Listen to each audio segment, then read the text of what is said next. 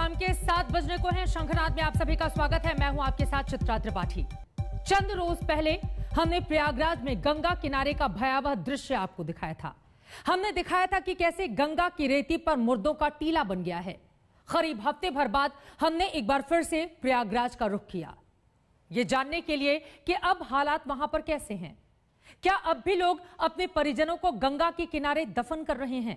हमने देखा कि हालात बिल्कुल भी नहीं बदले। यह अलग बात है कि प्रशासन लोगों को दफन करने को परंपरा बता रहा है, मगर तस्वीरें आज भी जो सामने निकल कर आ रही हैं वो परेशान करने वाली हैं, विचलित करने वाली हैं। देखिए, हो गई हैं प्रयाग की हवाएं, मटमैली हो गई हैं गंगा की धाराएं, मटमैली हो गई है आदमी की आशाएं। प्रयाग की धरती पर मुर्दों का गांव बसा है। पहले लोगों को डर लगता था टिप्टी देखकर, डर लगता था रामनामी में बंधे आदमी का बांस देखकर, डर लगता था चटर पटर जलती चिताओं को देखकर, लेकिन अब आदत हो गई है, क्योंकि ये आदत छूट ही नहीं रही। उत्तर प्रदेश की संगम नगरी प्रयागराज में जिस तरीके की तस्वीरें पिछले दिनों दिखाई दी, वो बड़े सवाल खड़े करती है कि आखिर इतनी संख्या में एक साथ गंगा के घाट में इतने शवों को आखिर क्यों दफना दिया गया। ये सवाल कई दिनों से लोगों के जहन में है, प्रशासन के भी सामने आया। हालांकि इसको लेकर के कई तरह की दलीलें दी गई, लेकिन चिंता और सवाल यही थी कि आखिर ऐसा क्या हुआ जो पिछले दिनों ज्यादा से ज्यादा संख्या में शव यहां गंगा के घाट के किनारे दफना दिए गए।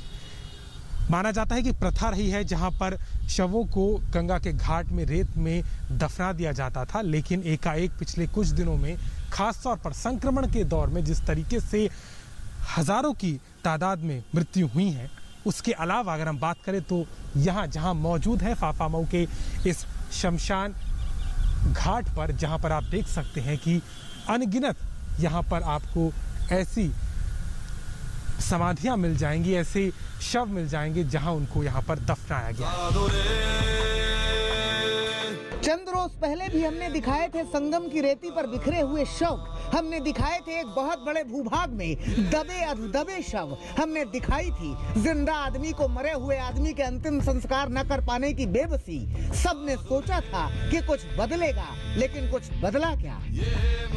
कहाँ बदला? गंगा के ऊपर छाया आकाश देख रहा है आते हुए प्रयाग के बच्चों को 4 कंधों पर, दफनाते हुए बालू के नीचे, और उभर आते हुए भी उसी बालू में चंद रोज बाद देख ही तो रहा है गंगा पर शून्य बना आकाश। और उसके साथ देख रहे हैं यहाँ के पंडे पुजारी, देख रहे हैं आसपास के लोग, देख रहे हैं कि कैसे बीमारी ने मरने वालों की संख्या में इजाफा कर दिया है। आगंतुक कभी 4 लाश, कभी 6 लाश, कभी 10 लाश ऐसे तो पर डे आया करती हैं। कोई एक दिन की बात नहीं है। ये जब से संक्रमण रोग चला है, इस दौरान तो और ही ज्यादा लोग आ रहे हैं। 10-15 लाश हो जाती थी, 25-50 भी हो जाती थी, 60-70 तक गई है। इतने लोग मर गए कि शमशान घाट कम पड़ गए। लकड़ियां मिली नहीं, मजबूरी में गड्ढा खोदा और दफना दिया। हो गया राम नाम सत्य, हो गया अंतिम संस्कार। जो अस्पताल से आती थी वो तो पक्का संक्रमित थे जो है, और जो छुटपुट में थे उनका कुछ कहा नहीं जा रहा था, कुछ नहीं बीमार थे, दवाइयाँ भी साथ में आती थी, हर इसे चल रहा था जो है। किसी भी सत्तासीन आदमी की शर्त होती है कि उसके शासन को गुलाबी कहा जाए, फाइलों में दुरुस्त किया जाए वो हिसाब जो हुकूमत के हिसाब का हो। लिहाजा सारे कील कांटे दुरुस्त हैं, कहीं कोई दिक्कत नहीं, परेशानी नहीं, समस्या नहीं। जिंदा आदमी खुश है, परंपरा मना रहा है, अपने मन से ही अपनों को गंगा के किनारे दफना रहा है। लोगों की मान्यता और लोगों का ये जो पुराना एज ओल्ड परंपरा थी लोगों की गाड़ने की, वो उस समय भी थी। इसलिए कहना कि ये नई बात है और कोविड को लेकर के चीजें हैं, नॉन कोविड को, लेकिन जितने लोग भी कोविड में पाए गए उनके लिए अलग से प्रयाग में एक घाट बना हुआ था, फाफामऊ ही, जहां पर लोगों को दाह संस्कार कराया जाता था जिनकी बॉडीज, क्योंकि उसके प्रोटोकॉल थे। उसके अलग से प्रयाग में एक बड़ा घाट बनाया गया था। और जैसे जितनी शुरू में, चूंकि 15 दिन बहुत ही ज्यादा संक्रमण का जोर था, 40-42 जितनी भी बॉडीज आती थी, करीब जिनकी संख्या होती थी वो रिकॉर्डेड थी, लेकिन गांव से जो बॉडीज आती थी उनमें रिपोर्टिंग नहीं थी। बेहतर होगा हुजूर कि जैसा आप कह रहे हैं बिल्कुल वैसे ही हो, क्योंकि अगर ऐसा नहीं हुआ तो बारिश में इसी प्रयागराज से आज तक के संवाददाता फिर से आपसे सवाल करने आएंगे, जरूर आएंगे।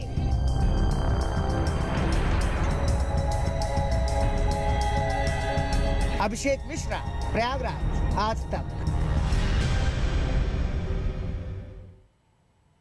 प्रयागराज के बाद अब आपको मिर्जापुर के एक गांव की ग्राउंड रिपोर्ट दिखाते हैं। इस गांव में कई परिवारों ने अपनों को खो दिया है। अफसोसनाक यह है कि मरने वालों को कोविड के लक्षण तो थे मगर उनकी जांच नहीं हो सकी। गांव के लोग इसलिए भी खौफजदा हैं क्योंकि गांव के बाहर ना जाने कहां से लोग आते हैं और शव जलाते हैं।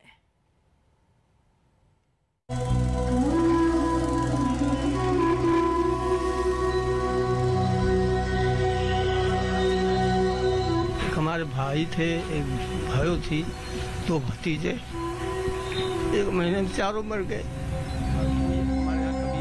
ये एक अकेले आदमी की व्यथा नहीं है, न अकेले आदमी का दुख।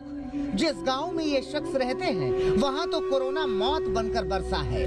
विंध्यवासिनी की नगरी मिर्जापुर के बरेनी गांव में प्रलय आई है, प्रलय। एक हमारे भाई थे, एक भाई थी, 2 भतीजे, 1 महीने में चारों मर गए।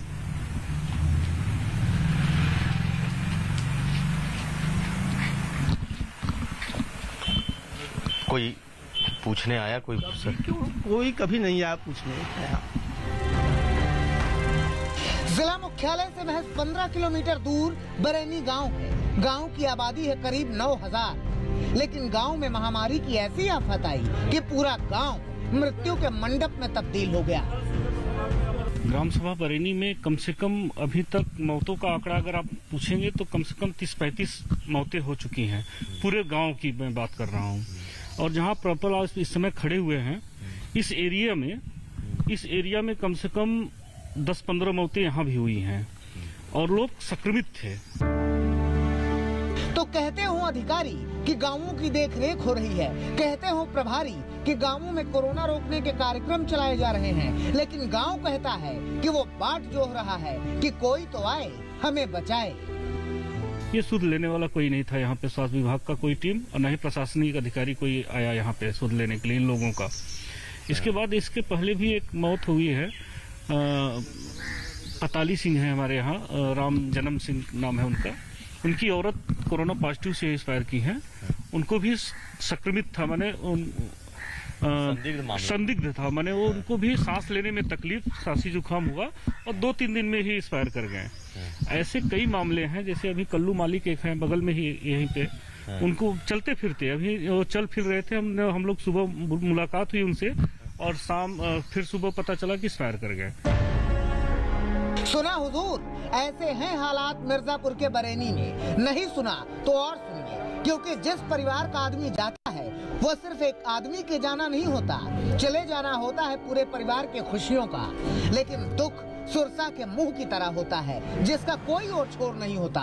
गांव वालों के भी अपने अपने दुख हैं, क्योंकि जब लोग मर रहे हैं तो जाहिर सी बात है कि लोग जलाए जा रहे हैं, और मरे हुए लोग जलाए जा रहे हैं तो जिंदा लोग घबराए हुए हैं। लोग कह रहे हैं कि बाहर से लोग आते हैं, गंगा किनारे शव फेंक कर जाते हैं, जाने अनजाने कोविड पीड़ितों का शव जलाते हैं, इसलिए ये गाँव कोरोना की जद में है।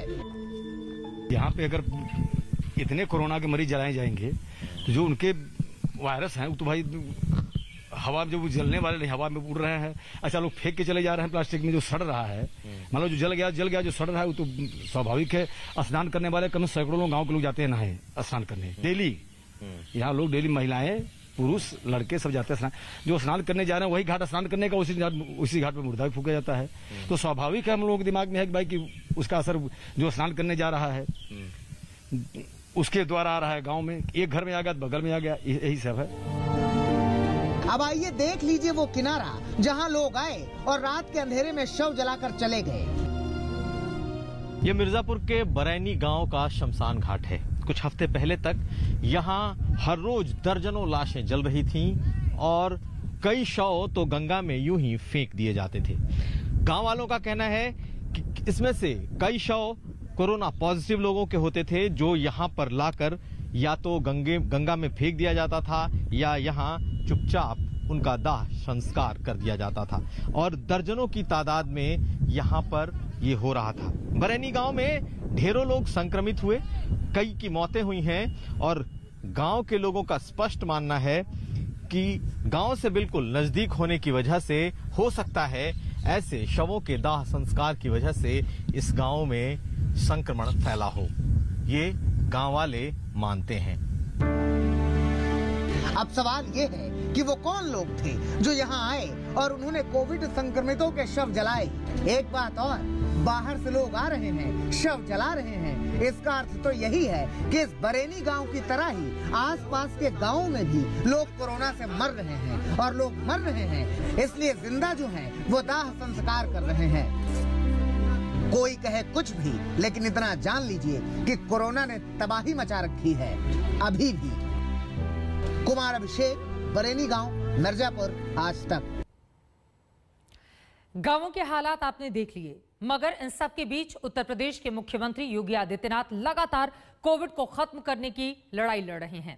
सीएम लगातार अपील कर रहे हैं कि लोग कोविड के नियमों को मानें ताकि वो सुरक्षित रह पाएं। सुनिए मुख्यमंत्री योगी आदित्यनाथ ने इस पूरे मामले में आज क्या कहा। कोरोना महामारी के खिलाफ जो सबसे बड़ा हमारा हथियार है वह मास्क है और 2 गज की दूरी है। हमें प्रत्येक व्यक्ति को कहना चाहिए, व्यापक पैमाने पर जागरूकता पैदा करनी होगी कि हाई रिस्क कैटेगरी से जुड़े हुए लोग बाहर न निकलें, वे लोग घर के अंदर रहें जिनमें 60 साल से ऊपर के लोग, 10 वर्ष से नीचे के बच्चे, गर्भवती महिलाएं, कमजोर इम्यूनिटी से जुड़े हुए लोग, बीमारी से ग्रसित कोई भी व्यक्ति। यकीनन लोगों का जागरूक होना और उनका सहयोग इस महामारी को खत्म करने के लिए सबसे ज्यादा जरूरी है, इसीलिए लोग इन बातों का ध्यान रखें। फिलहाल कोरोना ने पहले से ही हाहाकार मचाकर रखा हुआ है, लेकिन इस हाहाकार के बीच दहशत और ज्यादा तब बढ़ी जब मालूम चला कि एक नई महामारी ब्लैक फंगस और व्हाइट फंगस आ गई है। अभी लोग व्हाइट फंगस और ब्लैक फंगस को समझ ही रहे थे, उससे बचने का जतन कर रहे थे कि अब मालूम चला है कि येलो फंगस भी आ गया है।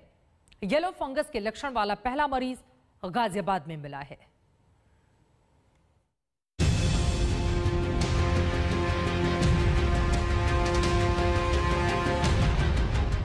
पता नहीं कुदरत को क्या मंजूर है,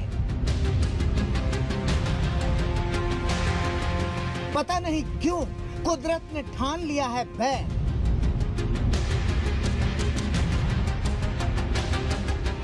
अजीब सा संघर्ष चल रहा है जिंदगी बचाने का। पहले कोरोना आया, फिर कोरोना की दूसरी लहर आई, फिर ब्लैक फंगस आया, फिर व्हाइट फंगस आया और अब आया है येलो फंगस। सुनकर सेहरन भले हो जाए, लेकिन सच्चाई यही है कि गाजियाबाद में येलो फंगस का पहला केस मिला है।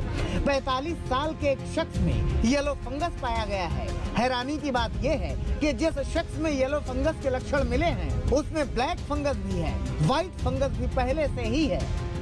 कल एक पेशेंट मेरे पास आया था संजय नगर से और उसका नाम कुंवर सिंह है, वो 45 साल का है।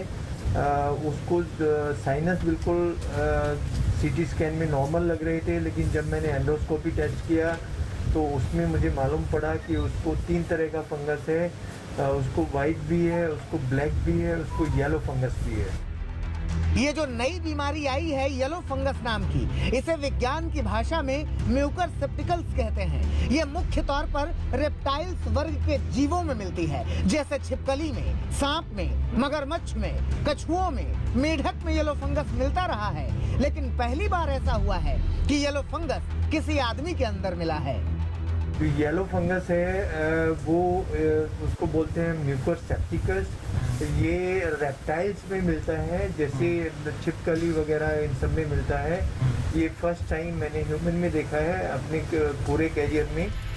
डॉक्टर त्यागी का मानना है कि येलो फंगस पहले के दोनों फंगस से ज्यादा खतरनाक है। व्हाइट फंगस जहां लोगों के फेफड़ों पर असर डालता है और ब्लैक फंगस दिमाग को प्रभावित करता है, लेकिन येलो फंगस ज्यादा मारक है। इसके लक्षण जान लीजिए। ये घाव को भरने नहीं देता, घावों में मवाद का रिसाव होने लगता है, अंग काम करने बंद हो जाते हैं, कुपोषण जैसे हालात हो जाते हैं और आंखें धंसने लगती हैं। कोई भी किसी जर्नल में कहीं कोई रेफरेंस नहीं है। सिर्फ एक चीज़ है कि इसको एम्फोटेरिसिन इंजेक्शन ठीक कर सकता है, लेकिन ठीक होने के बाद इसका घाव भरने में समय लगता है as compare to white and black fungus. सुना आपने, फिलहाल इस वाइट फंगस के लिए सिर्फ एक इंजेक्शन है जिसका नाम एम्फोटेरिसिन बी है। हमें मतलब ये नोटिस होने लगा कि मतलब राइट हैंड साइड का ये पूरा मतलब स्वेलिंग आ रही थी। आईज तो मतलब कभी बंद हो रही थी कभी खुल रही थी, लेकिन फिर सडनली कल एकदम से ही क्लोज हो गई ये आईज। फिर मतलब ब्लीडिंग कंटिन्यूसली, मतलब ब्लीडिंग कभी नोज से भी हो रही थी और कभी कभी जैसे वॉशरूम जाते थे तो थोड़ी बहुत वहाँ से भी, बट मोस्टली नोज से हो रही थी। अजीब बीमारी है जिसके बारे में न कहा जा सकता है न सहा जा सकता है। हाँ, इतना जरूर है कि आपदा के इस काल में हर शख्स को अपनी सुरक्षा खुद करनी होगी। अपने आसपास साफ सफाई बहुत जरूरी है। घर में नमी वाला टेम्परेचर बिल्कुल न रखें और सबसे जरूरी कि कोविड के नियमों का पालन करते रहें, क्योंकि जान है तो जहान है। मयंक गौर, गाजियाबाद, आज तक। येलो फंगस का पहला लक्षण मिलने के बाद एम्स के डायरेक्टर रणदीप गुलेरिया ने एक बड़ा बयान दिया है। डॉक्टर गुलेरिया ने कहा है कि ये फंगस शरीर के अलग अलग हिस्सों में होता है तो रंग बदलता है।